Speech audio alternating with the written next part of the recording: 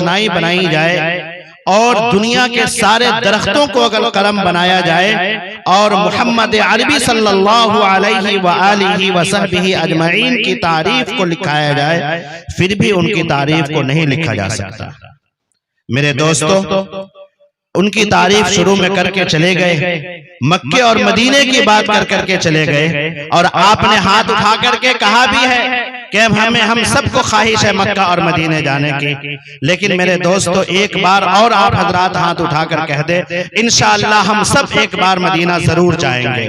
کہیے انشاءاللہ، زور سے کہیں انشاءاللہ۔ اسٹیج پر بھی بیٹھے، ماشاءاللہ میری ماں اور بہنوں کی بھی خواہش ہے مکہ اور مدینے جانے کی، کسے بھی نہ خواہش، کیونکہ نعت خواں پڑھ رہے تھے۔ مدینے کا ہی انداز کچھ الگ ہے، ان کے نعت کا ایک مصرع کا ایک لفظ تھا۔ یقین جانیے مکے کے لوگ ذرا سا گرم ضرور ہیں، لیکن جب آپ مدینے کی گلیوں کے اندر جائیں گے وہاں کے لوگ بالکل نرم آپ کو ملیں گے۔ کیوں نہ ہو، آقا نامدار محمد عربی صلی اللہ علیہ وسلم وہاں آرام فرما رہے ہیں، یقیناً وہاں کے لوگ نرم ہیں۔ جو حضرات گئے ہیں اسٹیج پر بہت سارے لوگ بیٹھے ہوں گے، اور آخر کا تجربہ ہے کہ بہت نرم لوگ ہیں، اتنے نرم لوگ ہیں کہ آپ کو جب ان کی زبان اگر آپ کو سمجھ میں آئے گی، آپ بات کریں گے، وہاں سے آپ کو ہلنے اور اٹھنے کا دل نہیں چاہے گا۔ خیر دعا کیجئے کہ اللہ تبارک و تعالی بار بار ہم سب کو مدینے اور مکے کی زیارت نصیب فرمائے۔ میرے دوستو، لیکن نبی کی تعریف کوئی شخص چند لفظوں میں، چند منٹوں میں، چند گھنٹوں میں نہیں کر سکتا۔ میرے دوستو، کہنے والوں نے کہا ہے کہ زمزم و کوثر و تسنیم نہیں لکھ سکتا، یا الہی آپ کی تعظیم نہیں لکھ سکتا۔ زمزم و کوثر و تسنیم نہیں لکھ سکتا، یا الہی آپ کی تعظیم نہیں لکھ سکتا۔ میں 7 سمندر بھی نچوڑوں راحت، تیرے نام کی ایک میم بھی نہیں لکھ سکتا۔ میرے دوستو، شیخ سعدی کا بہت مشہور شعر ہے، بلغ العلا بکمالہ کشفت تجا بجمالہ حسنت جمیع خصالہ صلو علیہ وآلہ۔ پاکستان کا ایک شاعر لکھتا ہے، تیرے بوریے پہ سلام، نبی پاک صلی اللہ علیہ وسلم کے بارے میں، تیرے بوریے پہ سلام کہ تو نے وقار تخت مٹا دیا، تیرے جھونپڑے پہ درود کہ تو نے زمین کو عرش بنا دیا۔ ارے تیرے فخر و فاقہ نے حل کیے ہم غریبوں کے مسئلے، کہ تیری غریبی نے ہم غریبوں کو زندہ رہنا سکھا دیا۔ میرے دوستو، یہ نبی کا کلام ہم چاہے جتنا بھی پڑھ لیں یہ کم ہے۔ کہنے والوں نے یہ بھی کہا تھا، حد شعور حد مفاہیم لکھ دیا، لکھنا تھا کائنات کی تصور کا سبب، میں نے لرزتے ہاتھوں بس محمد کا ایک میم لکھ دیا۔ میرے دوستو، کہنا ہے میں یہ چاہ رہا تھا کہ نبی کی تعریف میں چاہے آپ جتنا کلام پڑھ لیں، جتنی آپ ان کی تعریف کر دیں، یقیناً یہ کم ہے۔ میرے دوستو، جو قربانیاں انہوں نے دی ہیں اپنی امت کے لیے، میرے دوستو ہم اگر زندگی بھر بھی چاہے ان کا حق ادا ہم نہیں کر سکتے ہیں۔ لہٰذا آئیے اب ہم اپنے پروگرام کو تھوڑا سا آگے بڑھاتے ہوئے، اور آپ حضرات کو یہ معلوم ہے کہ آج کا یہ پروگرام جو دستار بندی اور اصلاح معاشرے کے عنوان سے ہو رہا ہے، یقیناً آپ کو میں نے شروع میں ہی کہا تھا آپ نیت کو سدھار کر کے بیٹھیے کہ انشاءاللہ آنے والے مقررین حضرات کی جو باتیں ہوں گی ہم اس کو اپنے دامن میں باندھ کر کے لے جائیں گے۔ کہیے انشاءاللہ، انشاءاللہ۔ اور ایک اچانک ایک شعر بھی یاد آ گیا کہ اے اللہ، آپ لوگ آمین کہیے گا، اے اللہ کبھی میرا مقدر چمکے، خواب میں سرور کونین کا پیکر چمکے۔ اے اللہ کبھی میرا مقدر چمکے، خواب میں سرور کونین کا پیکر چمکے، اور ڈال دیتا ہوں یہی سوچ کر چھت پر دانے، نہ جانے کس وقت مدینے کا کبوتر چمکے۔ میرے دوستو آئیے، چونکہ بات چل رہی تھی مدینے کی اس لیے میں نے وہ کہہ دیا، اب ہم آپ کو دوسری دنیا میں لیے چلتے ہیں، اور آپ کی ملاقات ایک نوجوان خطیب سے ہم کرانا چاہتے ہیں۔ اس نوجوان خطیب کا نام آپ کو بتانے سے پہلے یہ میں آپ حضرات کو بتلا دوں، یقیناً مجھے امید قوی ہے کہ وہ نوجوان جب آپ کے سامنے میں ہوگا، یقیناً وہ اصلاح معاشرے کے موضوع پر اس موضوع کے اندر ایک وسیع موضوع ہے، اس موضوع کے اندر کوئی ایک ایسا موضوع ضرور اٹھائیں گے کہ جو یقیناً ہمارے اور آپ کے سمجھ میں وہ بات آ جائے گی اور ہم اور آپ اس پر عمل کریں گے۔ کہیے انشاءاللہ جب میں اپنے فہرست میں اس نوجوان مقرر، اس عالم نوجوان یا اس بے باک خطیب کا جب میں نام لیتا ہوں یا نام پڑھتا ہوں، جناب حضرت مولانا مسعود عالم صاحب قاسمی دامت برکاتہم العالیہ، نائب ناظم ملت فاؤنڈیشن نرکٹیا گنج کو میں انتہائی ادب اور احترام کے ساتھ اس شعر کے ساتھ میں استقبال کرنا چاہتا ہوں کہ مقرر عظیم آتا ہے، جانے لطیف عمیم آتا ہے۔ مقرر عظیم آتا ہے، جانے لطیف عمیم آتا ہے، اس اہل محفل کو شادماں کرنے فکر و فن کا شمیم آتا ہے۔ جناب حضرت مولانا مسعود عالم صاحب قاسمی مائک پر۔ نحمده ونستعينه ونستغفره ونؤمن به ونتوكل عليه ونعوذ بالله من شرور أنفسنا ومن سيئات أعمالنا، من يهده الله فلا مضل له ومن يضلله فلا هادي له،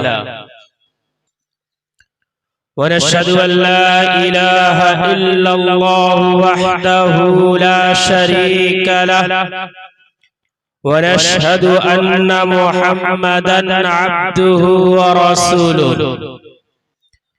أما بعد، قال الله تبارك وتعالى في القرآن المجيد والفرقان الحميد: أعوذ بالله من الشيطان الرجيم، بسم الله الرحمن الرحيم. ومن يبتغ غير الإسلام دينا فلن يقبل منه وهو في الآخرة من الخاسرين. صدق الله العظيم وهو أصدق القائلين. کبھی کچھ درد رہتا ہے، کبھی کچھ سوز رہتا ہے، کبھی کچھ درد رہتا ہے، کبھی کچھ سوز رہتا ہے. ہمارے دل پہ صدمہ ایک نہ ایک ہر روز رہتا ہے.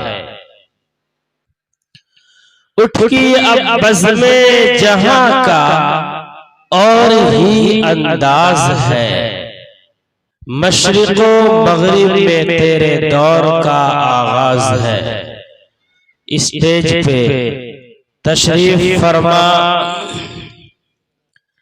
معزز موقر علماء کرام، سامنے تشریف فرما قابل احترام سامعین کرام و پردہ نشین خواتین، میری عزت دار مائیں اور بہنیں،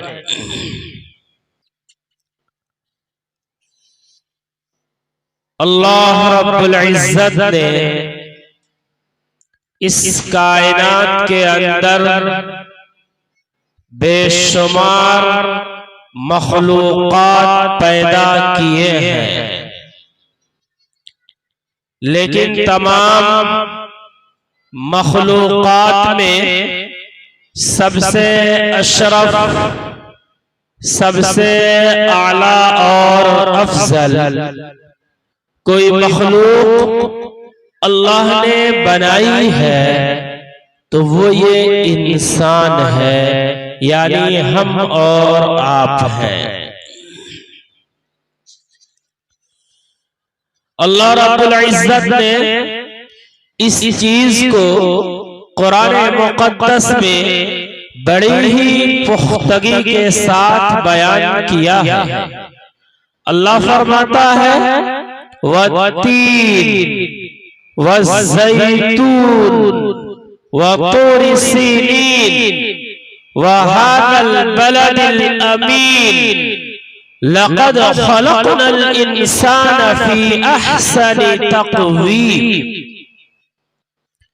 کہ اللہ کہتا ہے قسم ہے انجیر کی، قسم ہے زیتون کی، قسم ہے طور سینا کی، اور قسم ہے اس پرامن شہر یعنی مکہ المکرمہ کی۔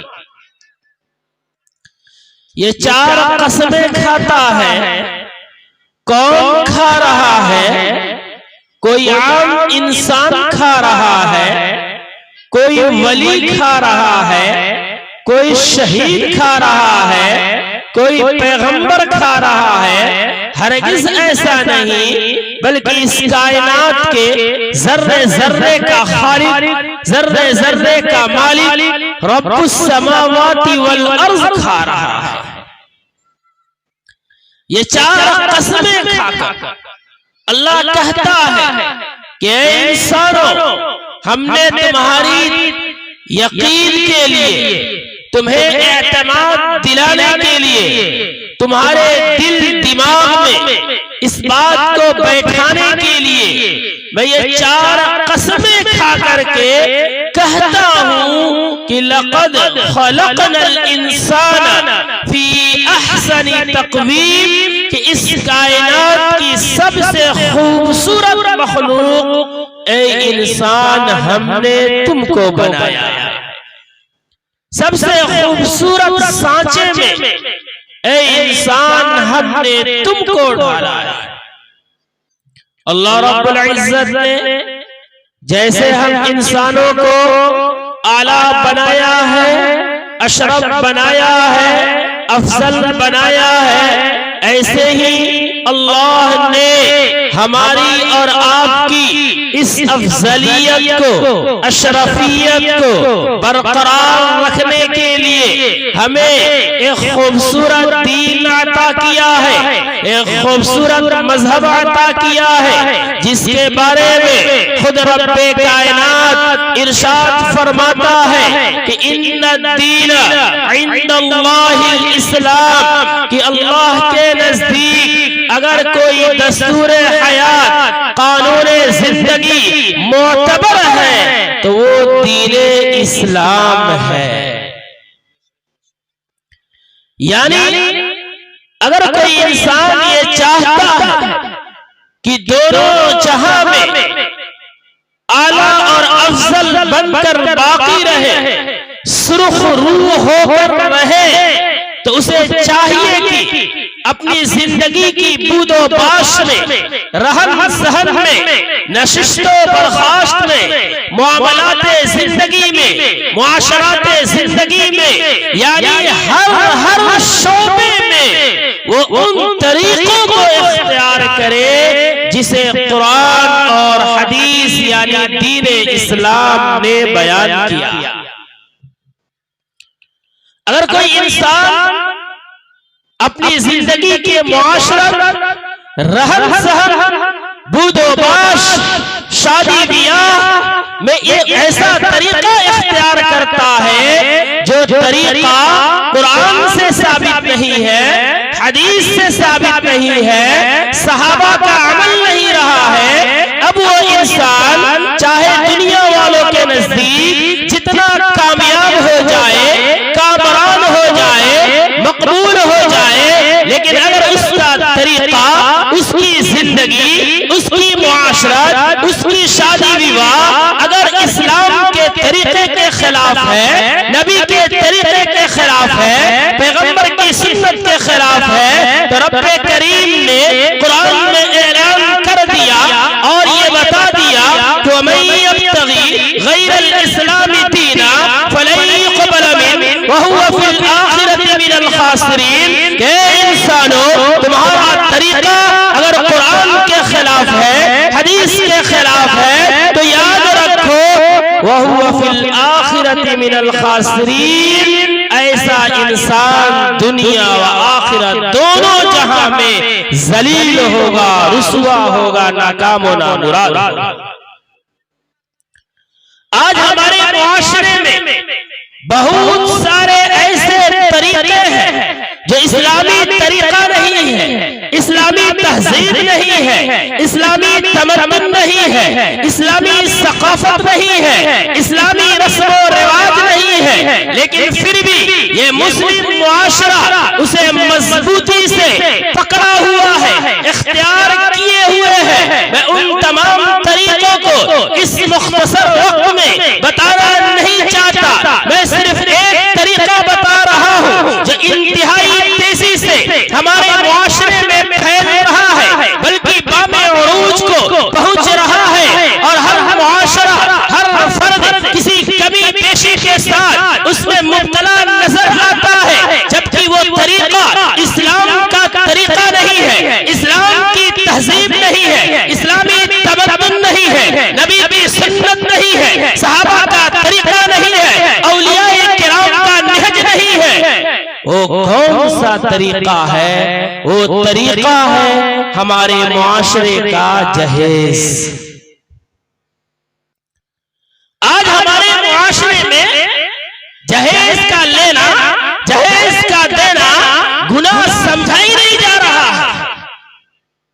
حال یہ ہے کہ ایک شخص ہے جو 5 وقتوں کی نمازیں بھی پڑھتا ہے، روزے بھی رکھتا ہے، قرآن کی تلاوت بھی کرتا ہے، جماعت کے چلے بھی لگاتا ہے، حج کا سفر بھی کرتا ہے، دینی مشغلوں سے جڑا بھی ہے، لیکن جب وہ انسان اپنی یا اپنے بچوں کی شادی کرنے جا رہا ہے تو انتہائی بے باکی کے ساتھ لڑکی کے باپ سے جہیز کا ڈیمانڈ کر رہا ہے،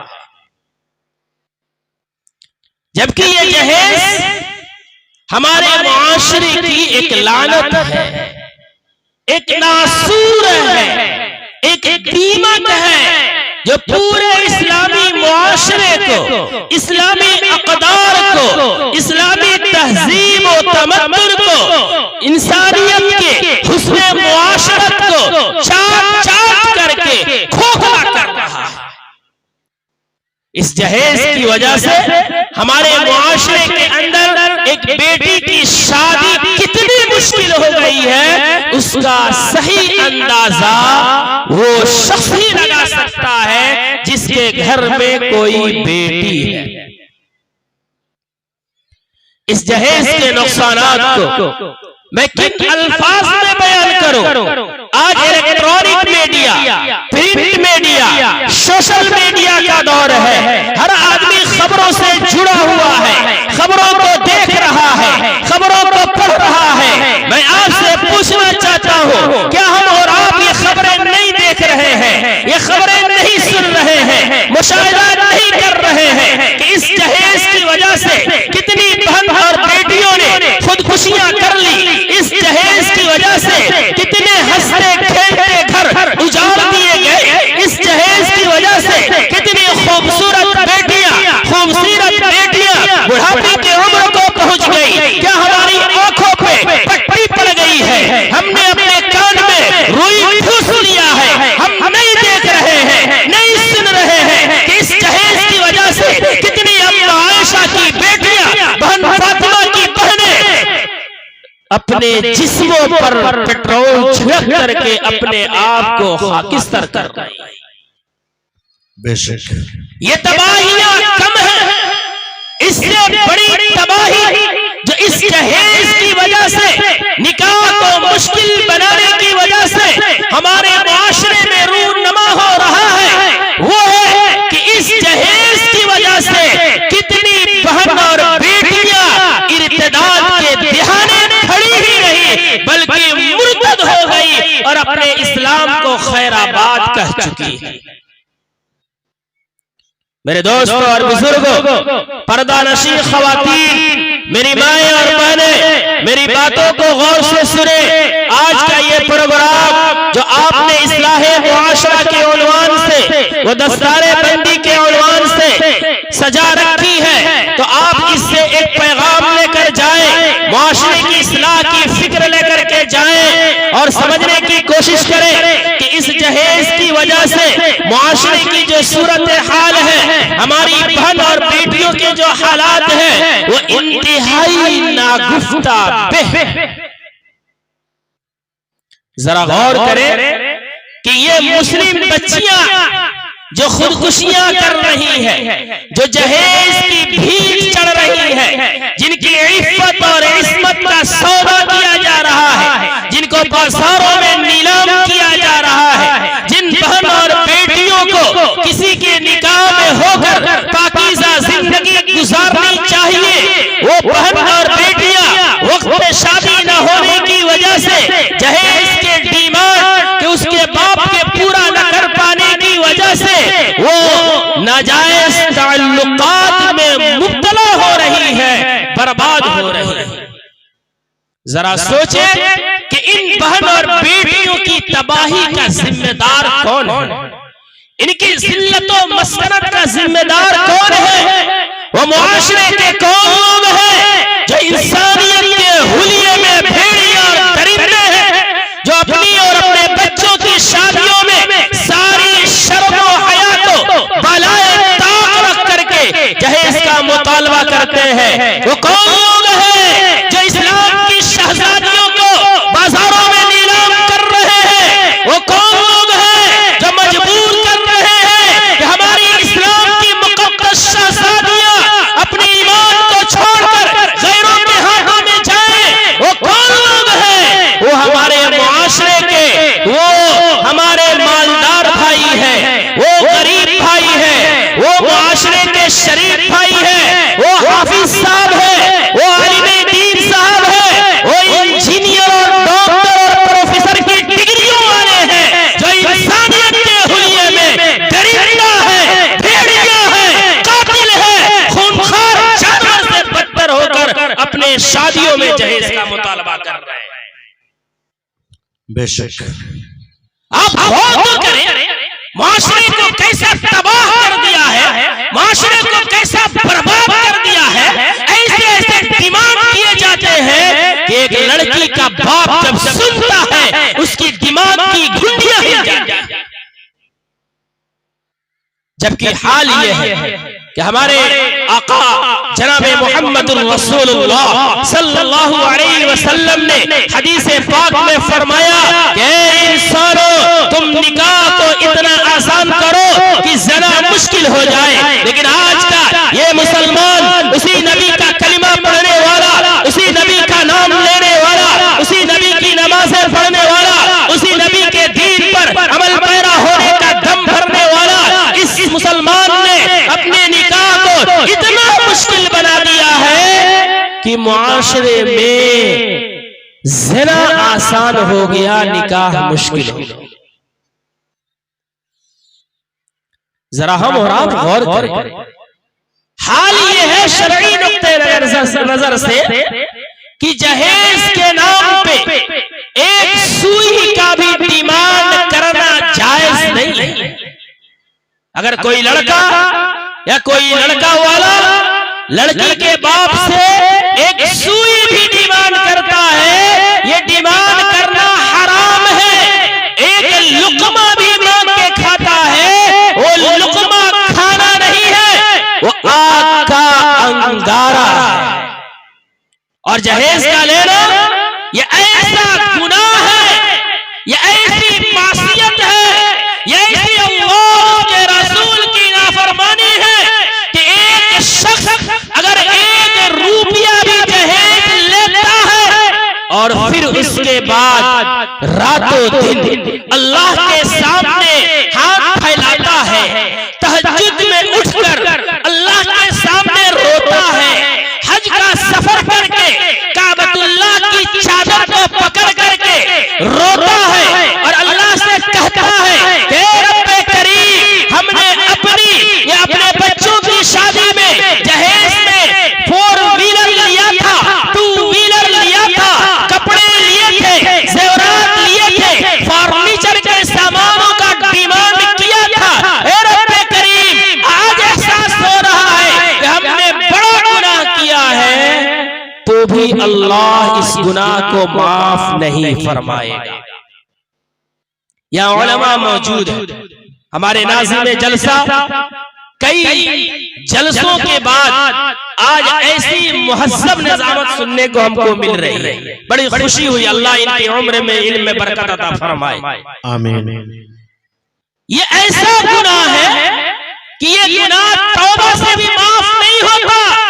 یہ بندوں کا حق ہے، جہیز میں ہم جو ڈیمانڈ کرتے ہیں یہ ایسے ڈیمانڈ ہے جو دراصل ساز و سامان ہم نہیں لیتے ہیں، بلکہ ایک باپ کی چیخ لیتے ہیں، ایک ماں کی آہ لیتے ہیں، ننھے منھے بچوں کی فیوچر مستقبل کو آنسوؤں کی شکل میں ہم لے کے آتے ہیں۔ یاد رکھیں یہ وہ گناہ ہے جس کے بعد زندگی کی عبادتیں اکارت ہو جائے گی، نمازیں اکارت ہو جائیں گی۔ کل قیامت کے میدان میں ہماری نیکیوں کا ڈھیر دیکھ کر رب کریم وقتی ہمیں جنت کا فیصلہ کر دے گا، ہم دوڑتے ہوئے جنت کے دروازوں کی طرف جائیں گے، لیکن ہم نے اپنے بچوں کی شادیوں میں کپڑے لیے تھے، زیورات لیے تھے، گاڑیاں لی تھی، زمینیں لی تھی، ساز و سامان لیا تھا، پیسے اور روپیے لیے تھے، جس کی وجہ سے ہم جنت کے دروازے کے قریب پہنچیں گے۔ لڑکی کا باپ آئے گا، لڑکی کا بھائی آئے گا، لڑکی کا بھتیجا آئے گا، اس کی ماں آئے گی اور کوئی دامن پکڑے گا، گریبان پکڑے گا، ہاتھ پکڑے گا، اللہ کی عدالت میں کھینچ کر لے جائیں گے اور یہ کہیں گے اے رب کریم یہ وہی انسان ہے جس کے پاس بیٹا تھا، یہ وہی انسان ہے جو جوانی کے دہلیز میں قدم رکھ کر جوانی کے نشے میں چور ایک انسان تھا، جو چاہتا ہمارے ساتھ احسان کر سکتا تھا، لیکن اس نے موقع کا فائدہ اٹھاتے ہوئے ظلم و بربریت کی انتہا کرتے ہوئے ہم سے فلاں سامان زور زبردستی کر کے جہیز لے لیا تھا۔ اے اللہ دنیا میں صبر کر لیے تھے اس لیے کہ بیٹی کا گھر بسانا تھا، بہن کا گھر بسانا تھا، لیکن آج ہم صبر کرنے والے نہیں ہیں، اس لیے کہ بیٹی دینے والا بھی تو ہے، بیٹا دینے والا بھی تو ہے۔ جب ہمیں تو نے بیٹی دیا تو ایسی مظلومیت کی زندگی پر یہ معاشرہ مجبور کیا اور ہم نے صبر کیا، اور وہ صبر کس لیے کیا؟ تاکہ اس کا بدلہ یہاں آخرت میں ملے۔ یا اللہ آج تو ہمیں اس کا بدلہ دے۔ کہاں سے لائے گا انسان گاڑی؟ کہاں سے لائے گا انسان زیورات؟ کہاں سے لائے گا پیسے؟ ذرا سوچے تو صحیح کہ ہم اور آپ کس نبی کو مانتے ہیں؟ وہ نبی جناب محمد رسول اللہ صلی اللہ علیہ وسلم کی شخصیت عظیمہ ہے، ذات عالیہ ہے۔ ذرا دیکھیں ہمارے اس نبی کی بعثت کس سرزمین پہ ہوتی ہے؟ عرب کے تپتے ہوئے صحرا ہے، جہاں نبی آخر الزمان جناب محمد رسول اللہ صلی اللہ علیہ وسلم کو مبعوث کیا جاتا ہے۔ جس معاشرے کا حال یہ ہے کہ اس معاشرے میں لوگ جانوروں سے محبت کرتے ہیں، جانوروں کے لیے بہترین گھر بناتے ہیں، استبل تیار کرتے ہیں، ان پر پیسے لٹاتے ہیں، لیکن اس معاشرے میں عورتوں کا حال یہ تھا کہ انہیں درندگیت کے ساتھ معاملہ کیا جاتا تھا۔ کسی باپ کو معلوم ہو جاتا کہ اس کے گھر بیٹی پیدا ہوئی ہے، اس کے چہرے کی سلوٹیں بدل جاتی تھی، شکل بدل جایا کرتی تھی، وہ باپ غصے میں اٹھتا تھا، غصے سے تلمیا جاتا تھا، آگ کے شعلوں کے ماری بھڑکتے ہوئے وہ اپنی ننھی سی کھلتی ہوئی کلی کو اپنے ہاتھوں میں اٹھاتا تھا، جسے چومنا چاہیے تھا، چاٹنا چاہیے تھا، گلے لگانا چاہیے تھا، لیکن وہ معاشرہ وہ باپ اپنی اس بیٹی کو زندہ اٹھا کر کے گڈھا کھودتا تھا، زمین میں دفن کر دیتا تھا۔ یہ ظلم اور بربریت تھی جو اس معاشرے میں عورتوں کے ساتھ کی جاتی تھی۔ لیکن قربان جائے جب ہمارے نبی کی بعثت ہوتی ہے، آپ بیٹی کا حق الگ بیان کرتے ہیں، بیوی کا حق الگ بیان کرتے ہیں، بہن کا حق الگ بیان کرتے ہیں، ماں کا حق الگ بیان کرتے ہیں، یعنی عورتوں کے اتنے حقوق بیان کرتے ہیں کہ ان عورتوں کو جنہیں ذلیل کیا جا رہا تھا، رسوا کیا جا رہا تھا، معاشرہ سب سے زیادہ ان عورتوں کی عزت کرنے لگتا ہے۔ لیکن آج اسی نبی کا کلمہ پڑھنے والے ہو کر پھر ہم اپنے معاشرے میں شادی کو مشکل بنا کر جہیز کا ڈیمانڈ کر کے پھر ہم نے وہ ماحول پیدا کر دیا کہ آج یہ معاشرہ جیسے زمانے جاہلیت میں عورتوں پہ ظلم کرتا تھا، زندہ زمین میں دفن کرتا تھا، آج یہ معاشرہ پھر سے ان بیٹیوں پر ظلم شروع کر دیا، انہیں زندہ زمین میں دفن کرنا شروع کر دیا۔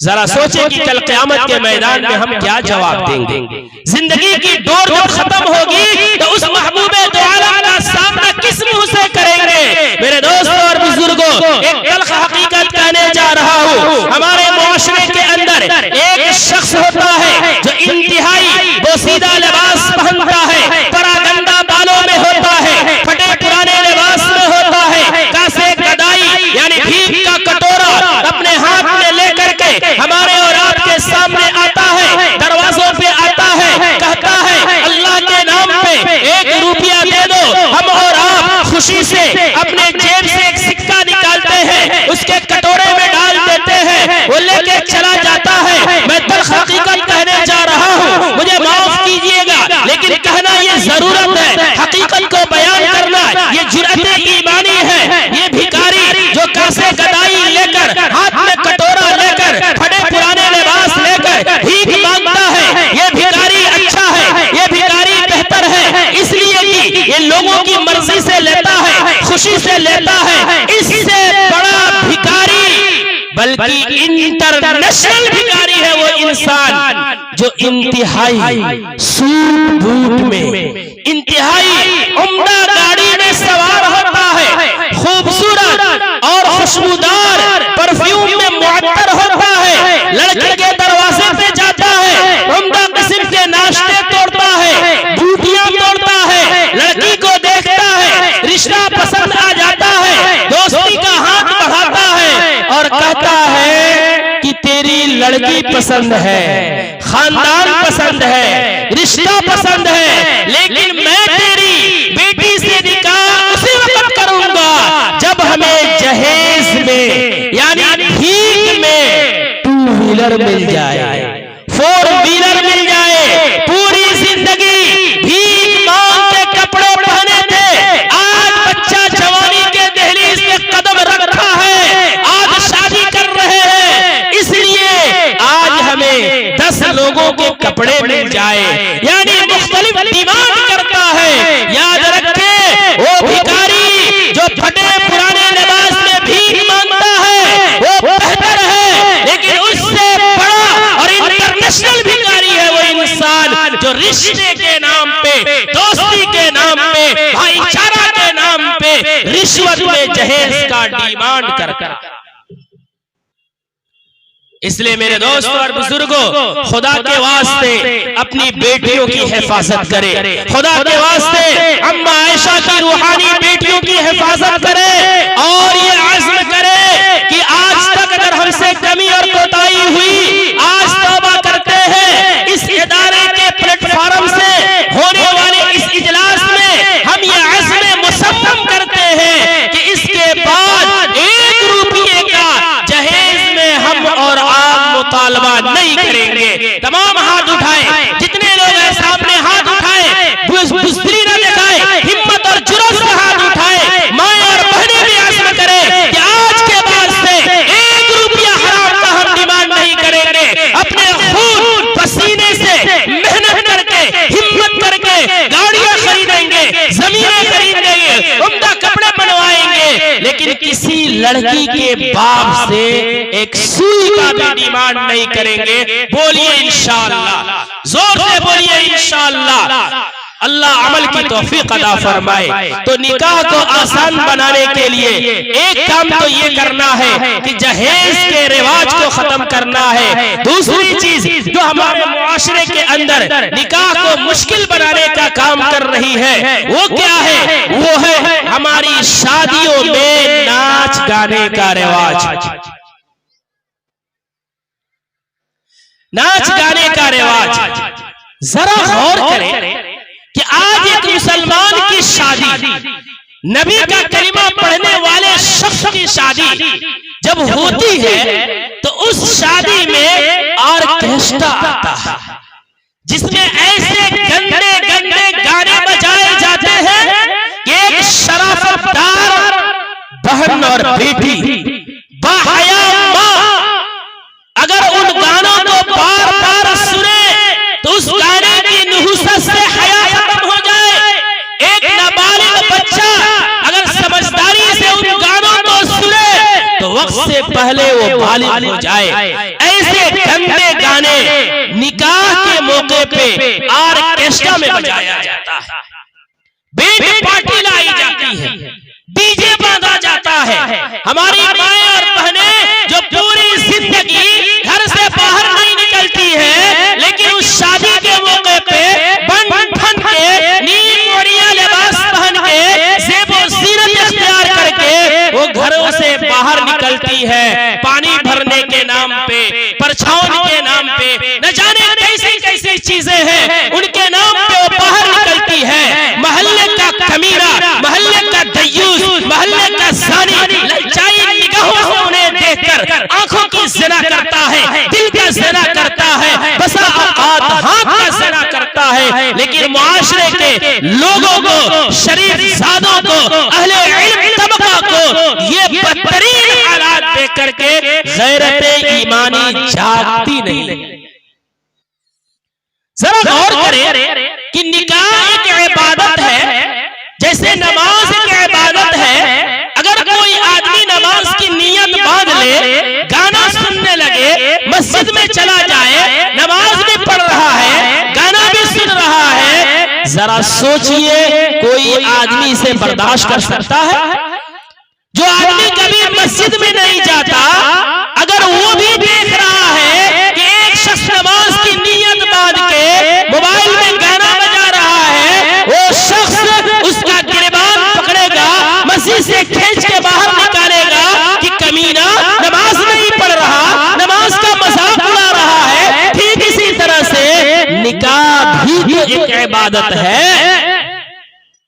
جب نماز کے دوران گانا نماز کی اہانت ہے تو نکاح کے وقت میں ناچ اور گانا کرنا, آرکیسٹرا کرنا, بینڈ پارٹی کرنا, ڈی جے پر ماں اور بہنوں کا ناچنا, ذرا بتائیے یہ نکاح ہے, یہ نبی کی سنت کی انجام دہی ہے یا اس کا مذاق اور تمسخر؟ بولیے آپ لوگ, مذاق ہے کہ نہیں ہے؟ یہی وجہ ہے کہ آج ہمارے معاشرے میں جو شادیاں ہو رہی ہیں, جو نکاح ہو رہے ہیں, جس میں جہیز بھی ہے, ناچ گانا بھی ہے, آرکیسٹرا بھی ہے, بینڈ پارٹی بھی ہے, ڈی جے پہ ٹھمکے لگانا بھی ہے, یہی وجہ ہے کہ اس نکاح کی وجہ سے جو بیٹی, جو بہن بہو بن کر آ رہی ہے وہ جیسے ناچ کر کے آئی تھی ویسے پورے گھر کو نچانے کا کام کرتی ہے.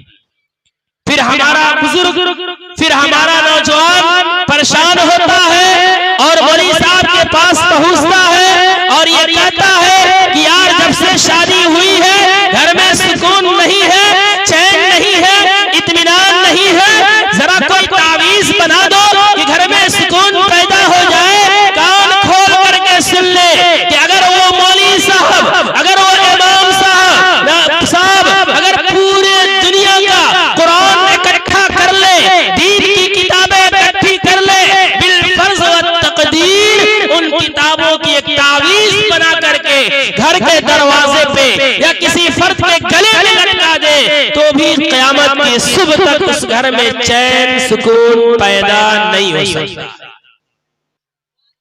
اس لیے کہ تم نے نکاح ہی نہیں کیا تھا, تم نے تو مذاق کیا تھا, تو نے تو قرآن کی اہانت کی, تو نے حدیث کی اہانت کی. جس اسٹیج پہ قرآن اور حدیث پڑھ کر کے نکاح کا عمل ہوتا ہے بے غیرتی کی حد ہو گئی ہے, اسی اسٹیج پہ تھوڑی دیر کے بعد ناچ اور گانوں کی پارٹی ہوتی ہے. یاد رکھیں نکاح باعث سکون ہے لیکن آج نکاح باعث بربادی بن رہا ہے. تو اس لیے بن رہا ہے کہ ہم وہ نکاح نہیں کر رہے ہیں بلکہ نکاح کا مذاق کر رہے ہیں, تمسخر کر رہے ہیں. اس لیے میرے معزز بزرگوں میں آپ سے یہ عزم لینا چاہوں گا کہ جس طرح سے آپ نے یہ عزم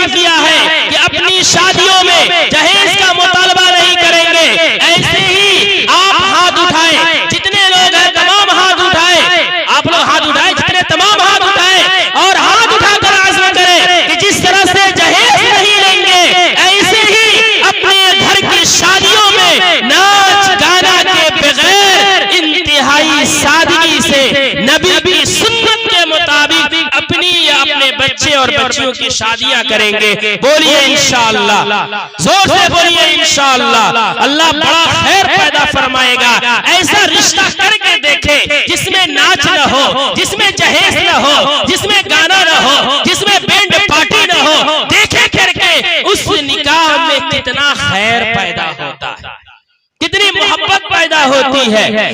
اس لیے ہم جہیز کا بائیکاٹ کریں, ناچ گانے کا بائیکاٹ کریں. اور تیسری چیز میں کہہ کے ختم کرتا ہوں کہ ہماری شادیوں میں ایک بارات کا بھی رواج بڑی مضبوطی کے ساتھ عمل میں آ رہا ہے. خدا کے واسطے ذرا دماغ تو لگائے کہ باراتی مہمان کس کے ہیں. باراتی مہمان ہوتے ہیں لڑکے والوں کے, لیکن ذرا دیکھیں کہ باراتی مہمان لڑکے والوں کے ہیں, لیکن ذرا بتائیے کہ دسترخوان کس کا ہوتا ہے. بتائیے دسترخوان کس کا ہوتا ہے؟ لڑکی والوں کا ہوتا ہے. عجیب سا فلسفہ ہے. ہمارے گھر مہمان آئے, ہم نے مہمان کو بلایا, خود ضیافت کرنے کے بجائے, خود کھانا کھلانے کے بجائے اپنے پڑوسی سے کہتے ہیں کہ بھائی دسترخوان بچھاؤ, کھانا نکالو, میرے گھر مہمان آئے. بتائیے بے غیرتی ہے کہ نہیں؟ یہ بے شرمی ہے کہ نہیں؟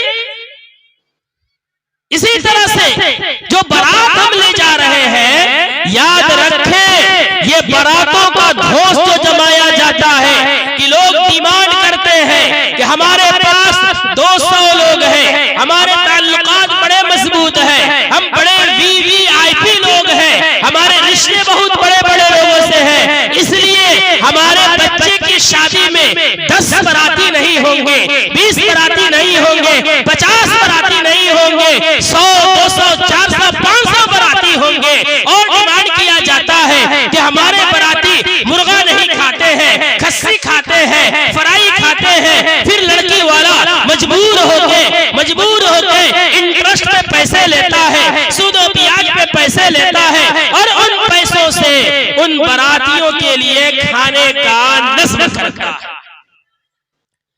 ذرا بتائیے یہ کیسے جائز ہو سکتا ہے؟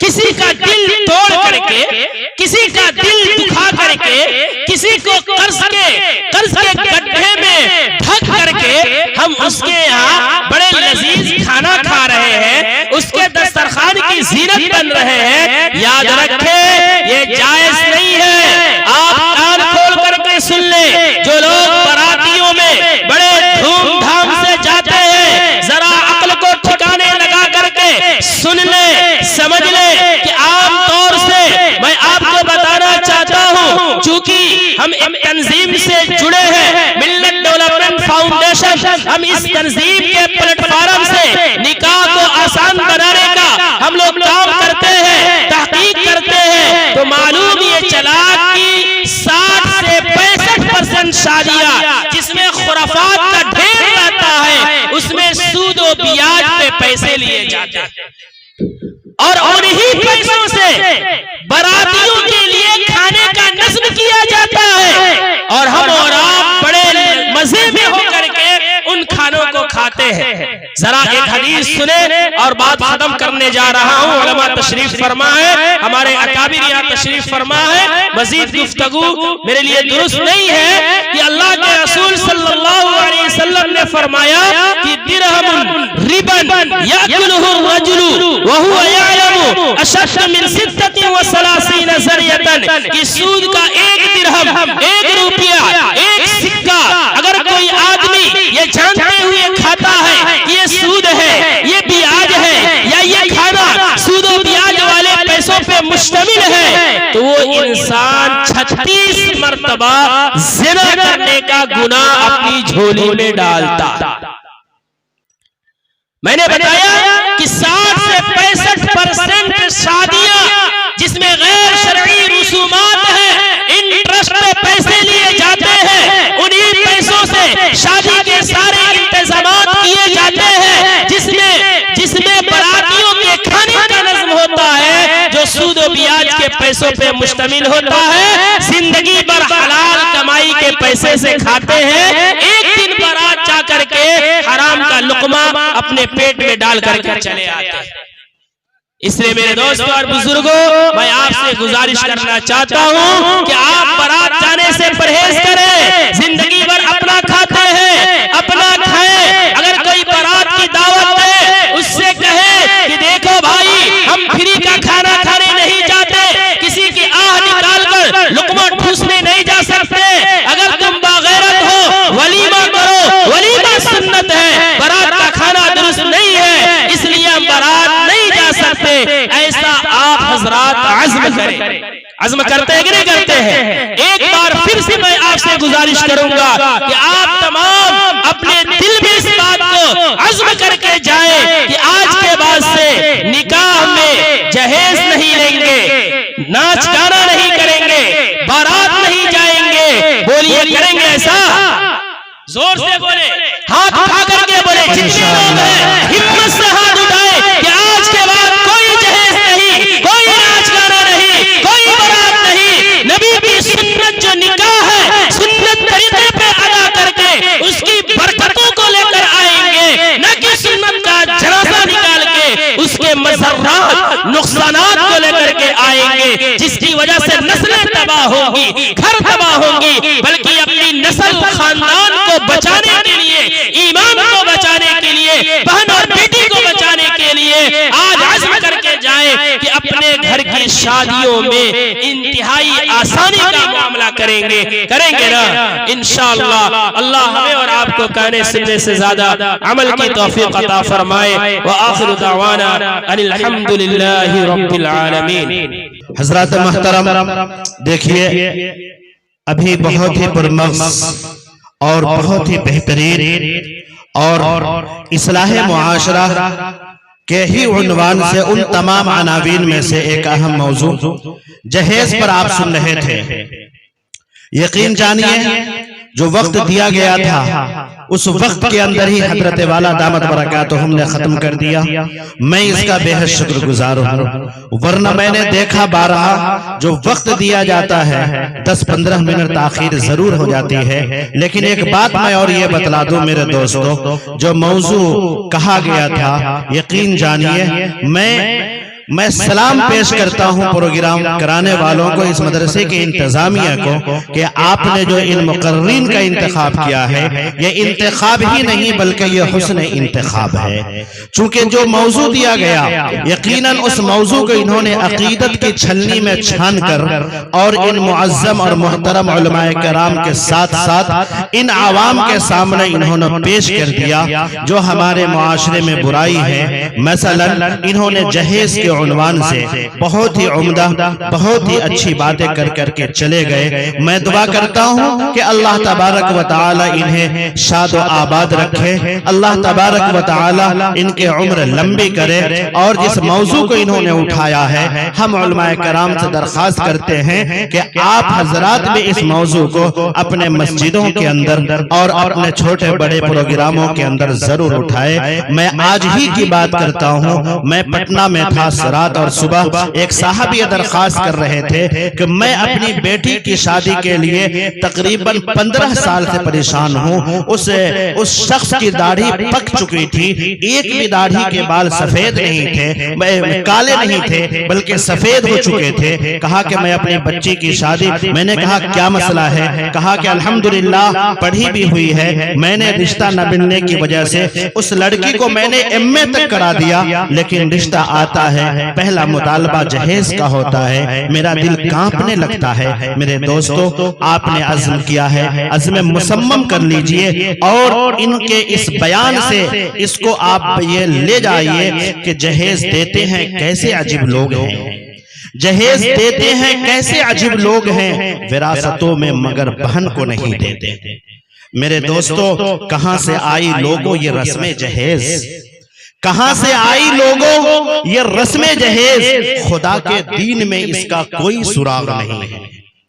حضرات محترم میں یہ بھی کہتا چلوں کہ جہیز مانگ رہے ہو غرور و قہر کے ساتھ، جہیز مانگ رہے ہو غرور و قہر کے ساتھ، مجھے کفن بھی لا دو قلیل زہر کے ساتھ۔ میرے دوستوں، آپ جہیز کا مطالبہ میں بھی آپ سے درخواست کرتا ہوں، اسٹیج پر بیٹھے علماء کرام سے اور آپ حضرات سے، حضرت نے تو وعدہ کرایا ہے، میں بھی کراؤں گا ان حضرات علماء کرام کے طرف سے کہ آپ حضرات ہاتھ اٹھا کر کے کہیں کہ انشاءاللہ جن کی شادی نہیں ہوئی ہے وہ ہاتھ اٹھائیں، اور جن کی شادی ہو گئی ہے وہ بھی ہاتھ اٹھائیں کہ ہم اپنے انشاءاللہ لڑکے، اگر اللہ نے لڑکا عطا کیا ہے، میں اپنے لڑکے کی شادی میں 1 روپیہ بھی جہیز نہیں لوں گا، کہیے انشاءاللہ۔ انشاءاللہ میرے دوستو، آپ بارہا دیکھتے رہتے ہیں، سنتے رہتے ہیں، جہیز لے کر کے آیا، فوراً وہ گاڑی ایکسیڈنٹ کر گیا، اسی وقت وہ جائے حادثے پر ہی اس کی موت ہو گئی۔ کار جہیز میں ملا، اچانک ایک ٹرک سے ٹکر لگ گئی، اسی وقت دلہا اور دلہن کی موت ہو گئی۔ 12 اخبارات میں آتے رہتے ہیں، پھر بھی لوگ سدھر نہیں رہتے ہیں۔ اور ایک بات یاد رکھ لیجئے اور اس تقریر سے یہ پیغام لے کر کے جائیے، اس پیسے میں، جیسا کہ انہوں نے کہا، اس پیسے میں برکت نہیں ہوتی ہے۔ آپ کے اس پیسے میں برکت نہیں ہوگی، آپ کے اس پیسے میں برکت نہیں ہوگی۔ اس لڑکی کے آنکھ سے نکلنے والے جو آنسو ہیں، اور وہ آنسو کا جو قطرہ ہے، اس لڑکے کے باپ کے اوپر جب لگے گا، اللہ جب اس کے آنسو کو دیکھے گا، یقین جانیے خدا کی رحمت جوش میں آئے گی، اور آپ کے ساتھ کوئی ایسا حادثہ پیش آئے گا، 1 لاکھ کی جگہ پر اللہ 10 لاکھ آپ کا لگا دے گا۔ اس لیے میرے دوستو، ہاتھ اٹھا کر کے پھر سے کہیے انشاءاللہ ہم توبہ کرتے ہیں، استغفار کرتے ہیں، آج کے بعد سے ہم جہیز کا مطالبہ نہیں کریں گے۔ جو کرے گا، جو بارات جائے گا، ہم اس کی بارات لے کر کے جائے گا، ہم اس میں بارات نہیں جائیں گے۔ ہم بہت پہلے سے بارات کی مخالفت کر رہے ہیں، کرتے آ رہے ہیں۔ ہمارے بھائی محترم اسٹیج پر بیٹھے ہوئے ہیں، میں ان کی شادی میں شریک نہیں ہوا تھا۔ ہمارے بڑے بھائی اسٹیج پر بیٹھے ہیں، میں تعلیم حاصل کر رہا تھا، صرف 3 یا 4 لوگ مہمان بن کر کے گئے تھے، بارات بن کر نہیں۔ میری شادی میں بھی مجھے یاد ہے 5 سے 7 آدمی گئے تھے میرے دوستو، مہمان بن کر کے۔ میں نے کسی کو نہیں پوچھا، لیکن ولیمے میں نے پورے گاؤں کو کھلایا۔ سنت نبوی ہے، اللہ نے دیا ہے، آپ ولیمہ کیجئے، سنت ادا کیجئے نا۔ پھر آپ کیا ضرورت ہے، آپ جو ہے جہیز لیتے ہیں اور اسی حرام پیسے کا لوگوں کو کھلاتے ہیں۔ اور یہ لوگ کتنے درندہ صفت انسان ہو چکے ہیں کہ اسی کو لے کر کے جو ہے اور کھانے کے لیے بے چین رہتے ہیں۔ میرے دوستو، اس لیے جو یہ پیغام ہے بہت اہم پیغام تھا، اس لیے میں نے بولنے کی جرات کی ہے، ورنہ بڑے بڑے علماء کرام اسٹیج پر ہے، میری ہمت نہیں ہے کہ میں بول سکوں۔ ویسے بھی میں، جیسا کہ حضرت نے کہا، میں ناچنے اور گانے والا ناظم ہوئی ہی نہیں، بلکہ میں ناظم ہی نہیں ہوں، بلکہ بس میں آپ حضرات کے سامنے کچھ بولنے اور بلانے کے لیے آیا ہوں۔ میں اپنے آپ کو ناظم کبھی نہیں کہتا۔ میرے دوستو، آئیے اب جو ابھی نظام ہے وہ